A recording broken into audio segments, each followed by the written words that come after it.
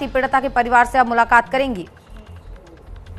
तो एनसीडब्ल्यू सदस्य अर्चना Majumdar law college पहुंच चुकी है। साथ ही साथ इन चीजों का भी ध्यान रखा जाएगा, इन बातों का भी साफ तौर पर ध्यान रखा जाएगा कि किस तरह से इस गैंगरेप को अंजाम दिया गया था और क्या वो कमियां थी जिनके चलते ये जो वारदात है उसे अंजाम दिया गया। क्योंकि बात अगर कॉलेज की करता है सुचित्रा, तो यहाँ पर जब छात्र पहुँचते हैं तो सबसे पहले उनकी सिक्योरिटी की जो जिम्मेदारी होती है वो कॉलेज की होती है, कॉलेज परिसर की होती है और फैकल्टीज़ की होती है। तो ऐसे में वहाँ पर पहुँचना इनका ये साफ तौर पर दर्शाता है कि वो ये भी देखेंगे वहाँ पर कि क्यों इतने बड़े जो ये घटना है उसको अंजाम दे दिया गया, कहाँ पर कमी है।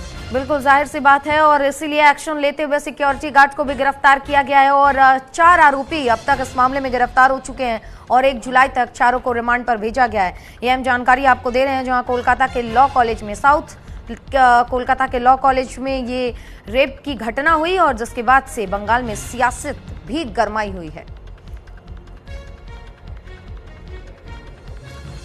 कोलकाता में एक गैंगरेप हुआ था जिसके बाद तमाम बयान भी हम सुन रहे थे। अब ऐसे में एनसीडब्ल्यू सदस्य अर्चना वहां पर पहुंच चुकी है। पीड़िता के परिवार से उन्होंने मुलाकात की है, तमाम बात मुलाकात करेंगी और पीड़िता के परिवार से भी उनकी मुलाकात होनी है। साथ ही साथ कॉलेज भी पहुंचकर देखा जाएगा क्योंकि कहा जा रहा था सुचित्रा के गार्ड रूम में इस पूरी वारदात को अंजाम दिया गया। सिक्योरिटी गार्ड को पकड़ा भी गया क्योंकि सीसीटीवी फुटेजेस की अगर हम बात करें, कॉलेज परिसर की अगर हम बात करें तो ये वो जगह होती है जहां पर सीसीटीवी फुटेजेस के जरिए लोगों को पकड़ा जाता है। लेकिन कॉलेज के अंदर इस तरह की विभत्स घटना को अंजाम देना कहीं ना कहीं बहुत सारे सवालिया निशान कॉलेज प्रशासन पर भी खड़ा करता है। बिल्कुल जाहिर सी बात है क्योंकि अगस्त 2024 में हमने मेडिकल कॉलेज में रेप की घटना देखी थी जिससे पूरा देश दहल उठा था और वो अभी छवि धूमिल हुई ही नहीं थी कि एक और रेप केस हमें देखने को मिला जहां साउथ कोलकाता के लॉ कॉलेज से ये घटना निकलकर सामने आई और अब इसमें अर्चना मजूमदार एनसीडब्ल्यू की सदस्य वहां पहुंचकर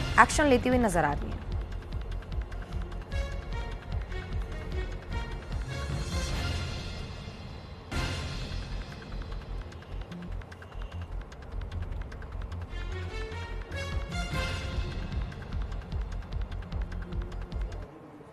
हमें अभी ऑफिसर इंचार्ज से बात हुई, फोन आया था उनका कि वो कह रहा पहले वो लड़की के पास उसके घर चंपाहटी में वहां जाना है, उससे बात करना, उसका परिवार से बात करना, पिताजी माताजी है उनकी और कोई भी है लीगल, सबसे बात करेंगे, क्या हकीकत पूछेंगे, कैसी है, प्रोटेक्शन कितना है, क्या एक्शन लिया गया, पुलिस ने ठीक किया कि नहीं किया, if she needs any help, कुछ उसका दरकार है क्या, वो सारे पूछ लेंगे।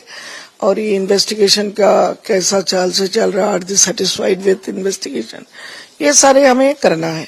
इसके बाद जैसा निकलेगा, जैसे कि क्राइम सीन देखना है या आगे चल के कुछ और देखने का है तो हम उसकी बात करेंगे। Last 4 days you have seen कि कुछ नहीं हुआ। इवन उसका जो रेप की जो मेडिकल लीगल वो 3 दिन 4 दिन से भटक रहा था।